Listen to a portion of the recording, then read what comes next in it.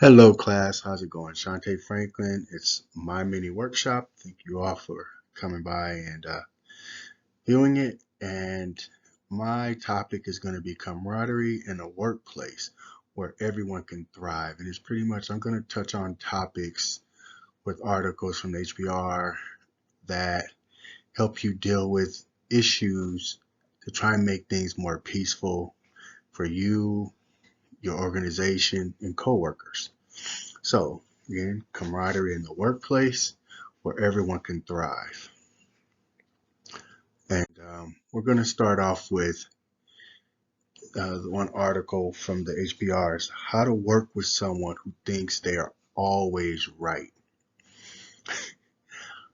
I don't know how many, actually, three. Three that totally just irritated me to the core. I mean, no matter what you did, they always had a one up on you, had a better story. If you said you went 10 miles and saw a greenhouse, they did that in 5 miles and saw 9 green, 4 blue. They always had a one up. I had one coworker, couldn't even watch a movie because when you're watching it, he even had to one up what was going on in the movie. And I was just like, oh my gosh. Very hard people to work with because they think they're perfect and always have something to say. So, one coming from the article says resist the temptation to escalate dueling arguments until someone prevails. Well, so pretty much you might get upset and you want to get your point across at that moment, but it is not worth it. Just you don't have to win every time. Pretty much is where it's going. Is you don't have to win every single argument with this person. You don't have to prove something to them because it's going to drive you crazy. Basically, you're not going to be able to impress them. They are going to work very hard at impressing you, even though they don't get that that part of their personality is extremely irritating. So that's something that you have to really watch. And then it says, slow things down. This is another point in the HBR. Slow things down to surface what's really going on, no matter how outlandish their views seem. So when you're working with these people and you're trying to have this peace, most likely there's a good chance they're going to come with something that you just know is too crazy to believe and very hard for you to ignore. But that's taking away your peace, your joy. It's not bothering them. It's taking away your joy, your peace. So again, then the article pretty much explained, do not respond no matter what, especially when you're in that headspace. You're not going to come across as nice as you think you would. You may realize what they are saying is not true or truly exaggerated. So when it comes down to, I mean, I could just tell you stories, but I'm not. Comes down to stories that you know are too crazy and too wild. Don't don't take the bait. You're only going to hurt yourself. And again, everything I'm telling you on this point in this person, you're not going to change them. There were some there were some points in there saying wait, don't confront them at the time, bring it up at a later time, and you're not going to get that peace because that it's going to take more than you confronting them to deal with that. I won't call it a flaw, but that I guess that flaw, I'll just call it what it is, that makes them that needs that attention to be better. And you're not going to be able to fix it like that. And it says acknowledge if others um, certainty makes you resistant.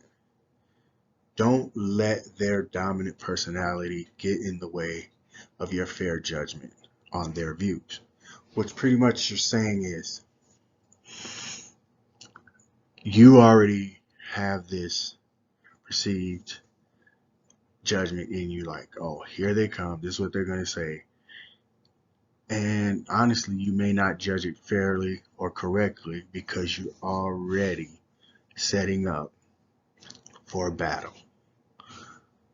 Let it go, slow down. Everything that I've said to you up until this point,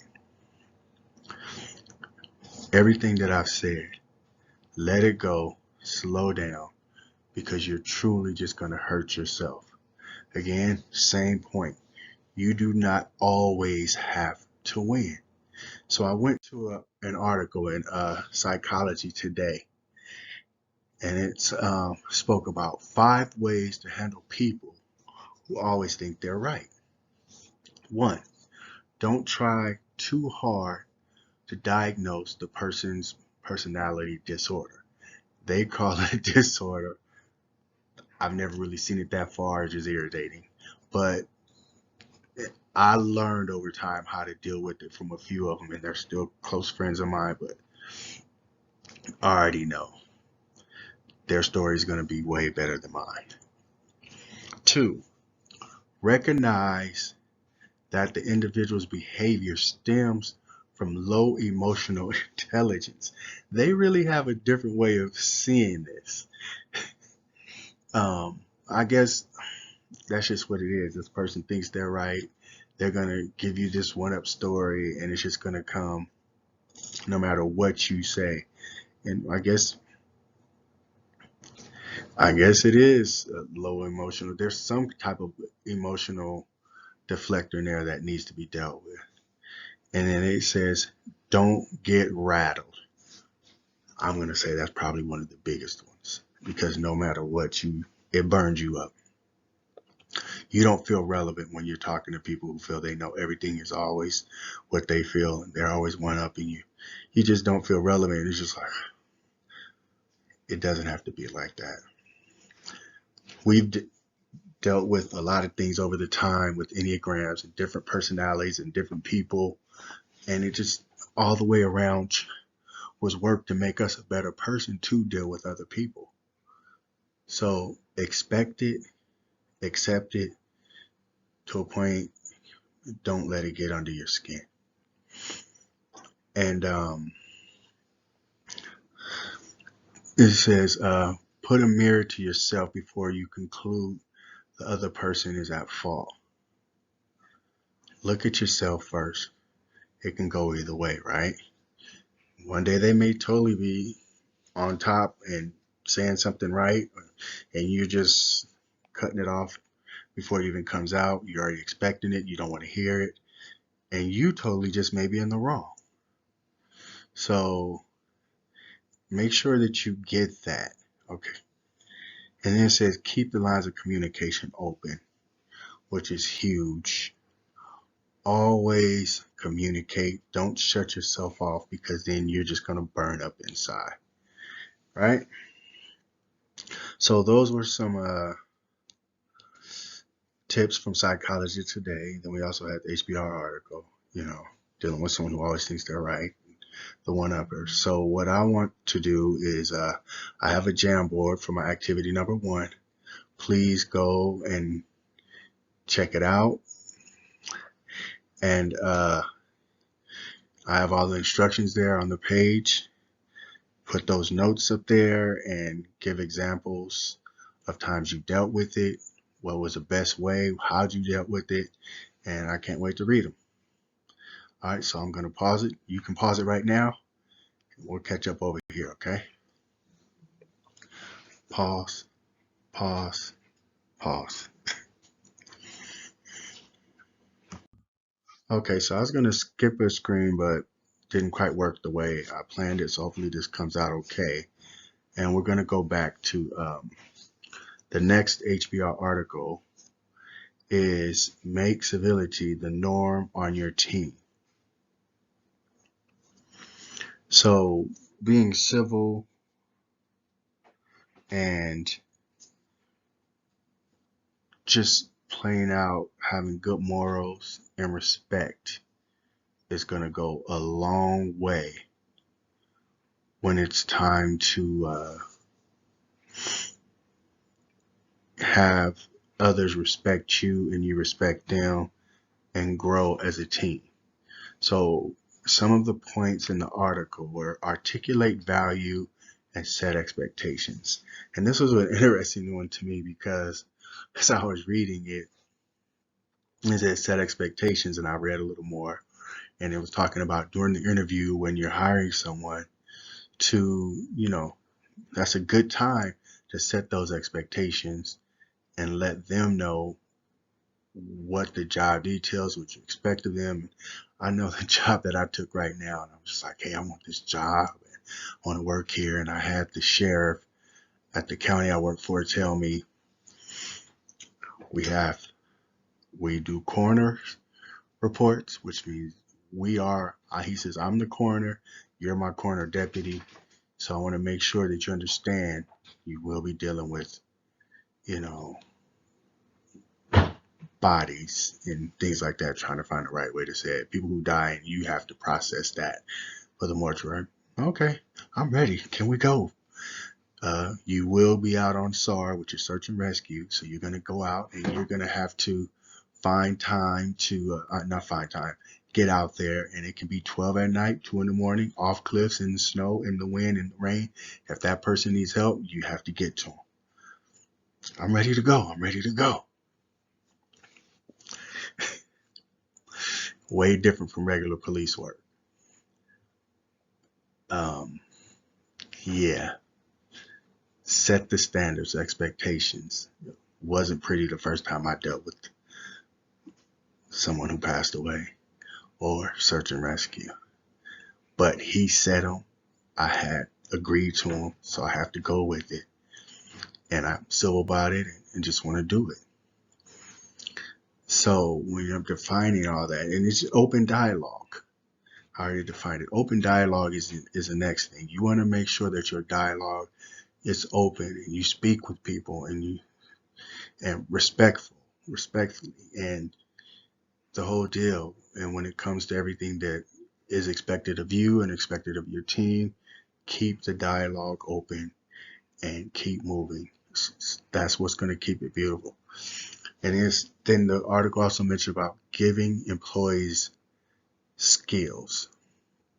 So if you're expecting your employees, well, I wasn't going. It just came to my mind that if you're going to ask me to go out and do search and rescue, and you're going to ask me to go out and do coroner duties, I'm going to need that training. I'm going to need those skills.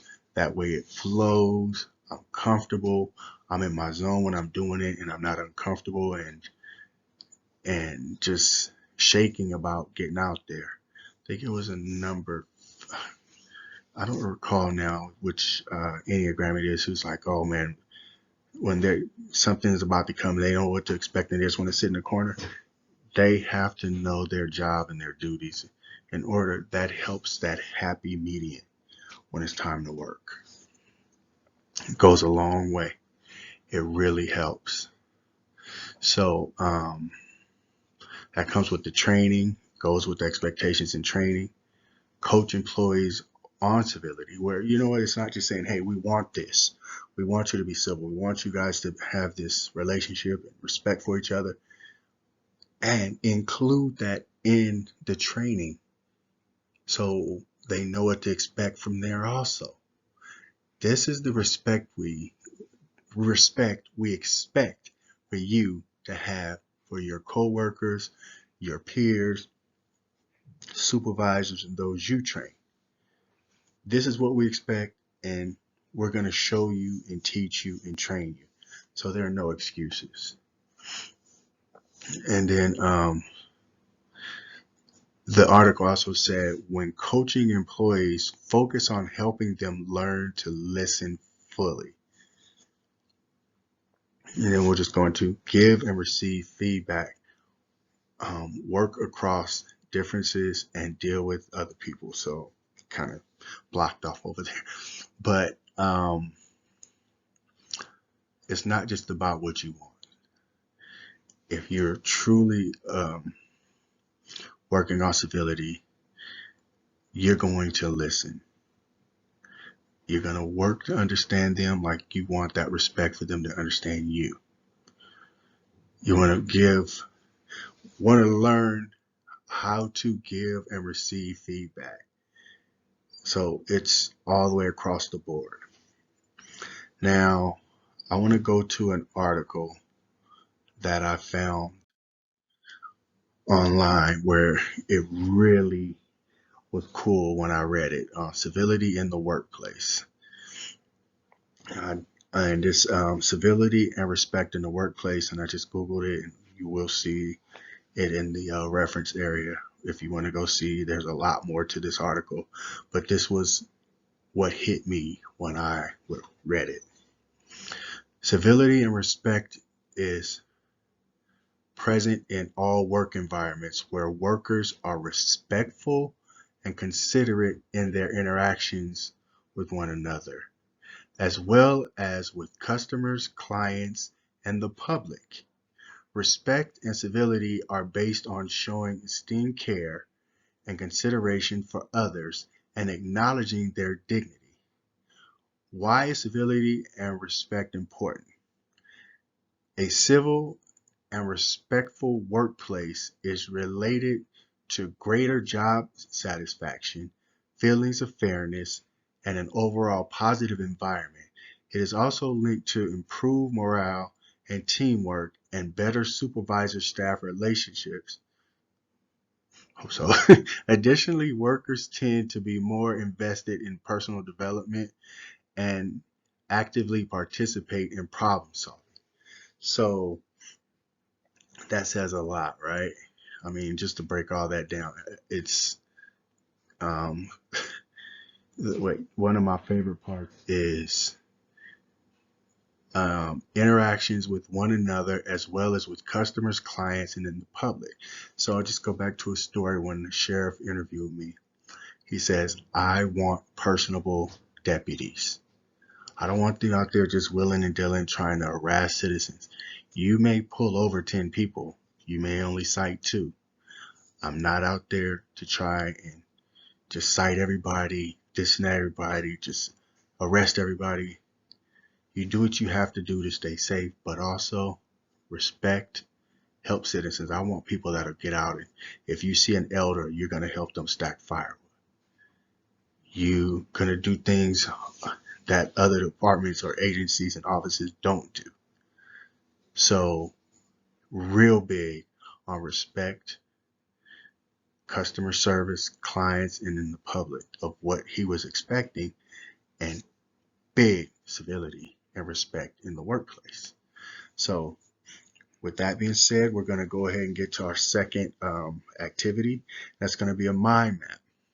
Please, I have directions there on going there and doing post-its and taking 10 minutes to just add about civility in a workplace and what you feel is needed and what you would like in your workplace from employees, yourself, and an organization to make it a very, a nice, happy place to work.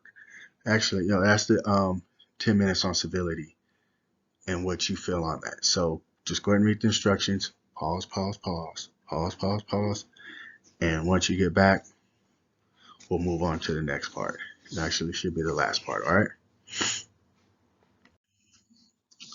All right, you guys back. All right. So now this is the last one and the huge one, which really I wanted to touch on, which comes to making joy a priority at work. So we're going to go ahead and go with this is from the HBR article, and it is making joy a priority at work. And one of the first things it put out was harmony on winning teams. Each player has a distinct role in achieving the goal. One player might be a great passer. Another a great score, another may bring a certain intensity. So, and competitive fire. So, with that, making joy to me is everything that you're going to do to where you want to go to that job. You want to mix and mingle with your coworkers. You feel like a family. And the stress and the bureaucracy is cut way down. So, let's get back to when the diverse skills and strengths of teammates are really clicking together, it feels great, right? And that's exactly what we're shooting for. Feels great. Love to go to work. We're going to go there and it's going to make the best of everything. That job is going to be great. And you're going to want to, you're always, I mean, I guess you know when it's good when you communicate with your coworkers even when you're not at work, because you have that family feeling, right? So even if the result is just a single subline, play, or golden moment, the playable joy of each teammate rises. So that's the build up. You're building each other up. You're vibing together. You're going to influence and encourage everything around you, the people around you, the whole thing. And that comes with acknowledgement. Acknowledgement each player's contributions and cheering for each other's, I can't, their power, entire joy, success, and joy cycle. So I apologize, my camera's blocking that over there. And again, that just comes down to you have to encourage each other and trust. You can't be, and we've all been there. This person's smiling at you, but you don't trust them.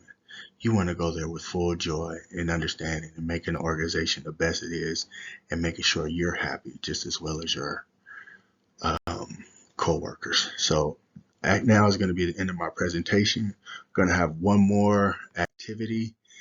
And and here, actually, this is what drives, I forgot about this real quick, what drives joy at work.